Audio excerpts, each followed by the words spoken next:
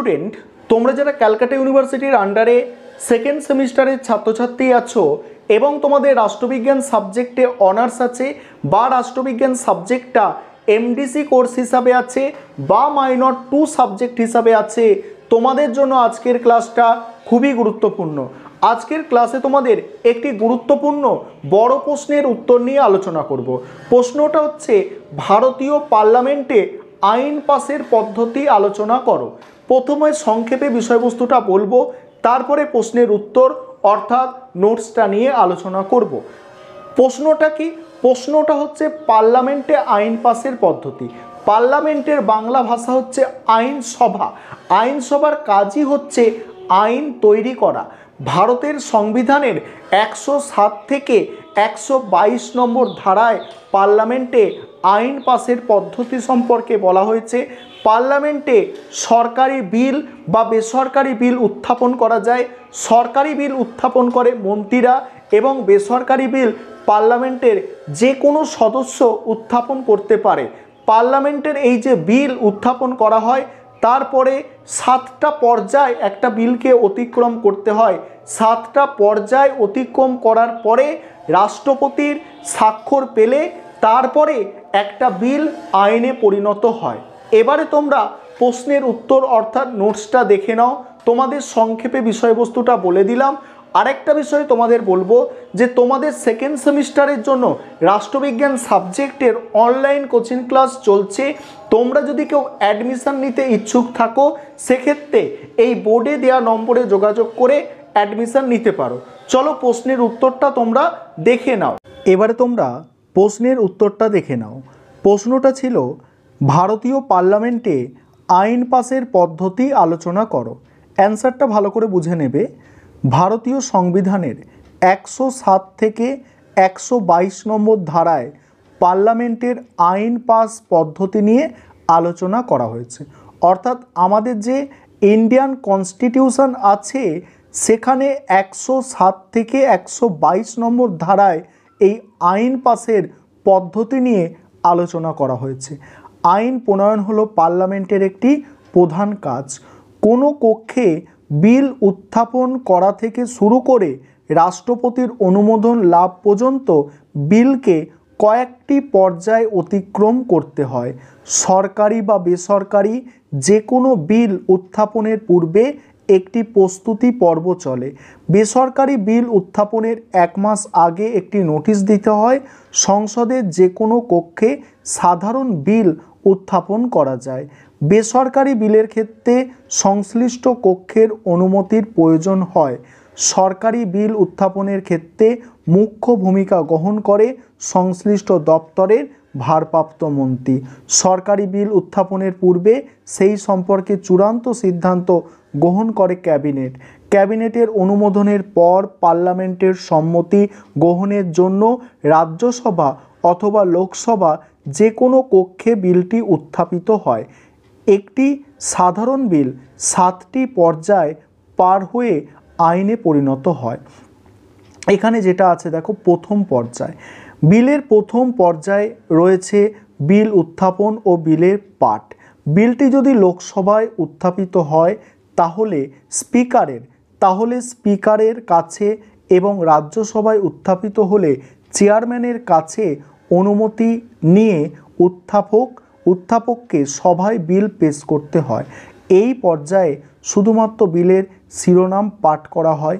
যে কোনো আলোচনা বা বিতর্ক এই পর্যায়ে হয় না।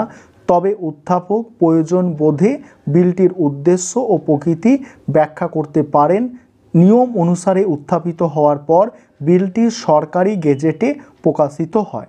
এবার দ্বিতীয় পর্যায়। বিল উত্থাপনের কয়েকদিন পর বিলের দ্বিতীয় পাঠ শুরু হয়। এই পর্যায়ে উত্থাপক বিল সম্পর্কে যে কোনো একটি প্রস্তাব পেশ করতে পারেন, যেমন বিলটি সভায় বিবেচনার জন্য গ্রহণ করা হোক, সংসদের সিলেক্ট কমিটিতে বিলটিকে পাঠানো হোক, সংসদের উভয় কক্ষের যুগ্ম কমিটির কাছে বিলটি পাঠানো হোক, জনসাধারণের মতামত জানার জন্য বিলটি প্রচার করা হোক। এবার আছে তৃতীয় পর্যায়। বিলটি তৃতীয় পর্যায়ে বলছে বিলের তৃতীয় পর্যায়ে বিলটি নিয়ে সামগ্রিক বিচার বিবেচনা করা হয়। বিলের এই পর্যায়কে কমিটি পর্যায় বলে। কোনো বিল সিলেক্ট কমিটির কাছে পাঠানো হলে সংশ্লিষ্ট বিল নিয়ে কমিটি ব্যাপক আলোচনা করতে পারে, কিন্তু বিলের নীতি বা উদ্দেশ্য পরিবর্তনের ক্ষমতা কমিটির নেই। তবে বিলের কোনো অংশের সংশোধনের জন্য কমিটি তার প্রস্তাব রাখতে পারে। কমিটি প্রয়োজন বোধে বিলের সাথে জড়িত ব্যক্তিবর্গ, প্রতিষ্ঠান ইত্যাদির বক্তব্য শুনতে পারে অথবা কোনো সাক্ষ্য গ্রহণ করতে পারে। কমিটি সবশেষে বিলটি সম্পর্কে তার সুচিন্তিত মতামত সংসদে উপস্থাপন করেন। তারপরে আছে চতুর্থ পর্যায়। এখানে কি বলা হচ্ছে, এই পর্যায়ে সংশ্লিষ্ট বিলের প্রতিটি ধারা উপধারা নিয়ে সবিস্তারে আলোচনা ও তর্ক বিতর্ক হয়। সবার যে কোনো সদস্য বিলটির ওপর সংশোধনী প্রস্তাব আনতে পারেন, তবে সেই প্রস্তাব উত্থাপনে কমপক্ষে একদিন আগে সভায় বিজ্ঞপ্তি দিতে হয়। আলোচনা ও তর্ক বিতর্কের শেষে বিলের প্রতিটি ধারা উপধারা নিয়ে ভোটাভুটির পরে বিলের দ্বিতীয় পাঠের সমাপ্তি ঘটে। পঞ্চম পর্যায়। এই পর্যায়ে বিলের তৃতীয় পাঠ অনুষ্ঠিত হয়। দ্বিতীয় পাঠ শেষ হবার যে কোনো দিন বিলের তৃতীয় পাঠের সূচনা করে সংশ্লিষ্ট কক্ষে বিলটি গ্রহণ করার জন্য প্রস্তাব দেওয়া হয়। এই পর্যায়ে বিলের ধারা উপধারা নিয়ে কোনো রকম আলোচনা বা তর্ক বিতর্ক হয় না, এমনকি সংশোধনী প্রস্তাবও উত্থাপন করা যায় না। বিলটি গৃহীত হবে না প্রত্যাখ্যান হবে তা নিয়ে সিদ্ধান্ত নেওয়া হয়।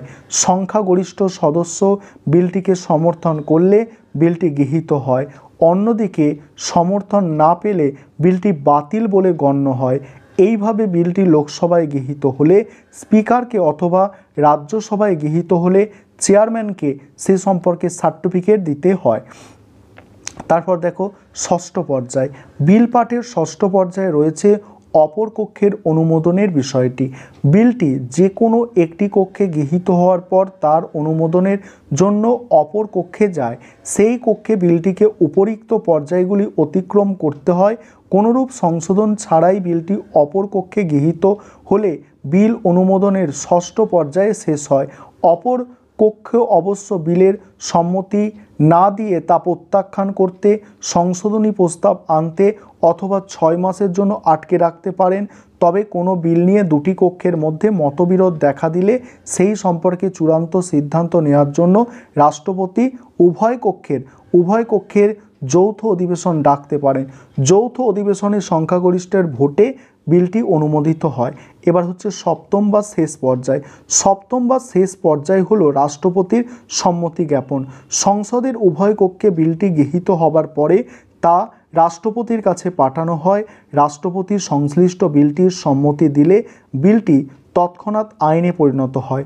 অবশ্য রাষ্ট্রপতির সম্মতি জানানোর ক্ষমতাও অসম্মতি জানানোর ক্ষমতাও রয়েছে।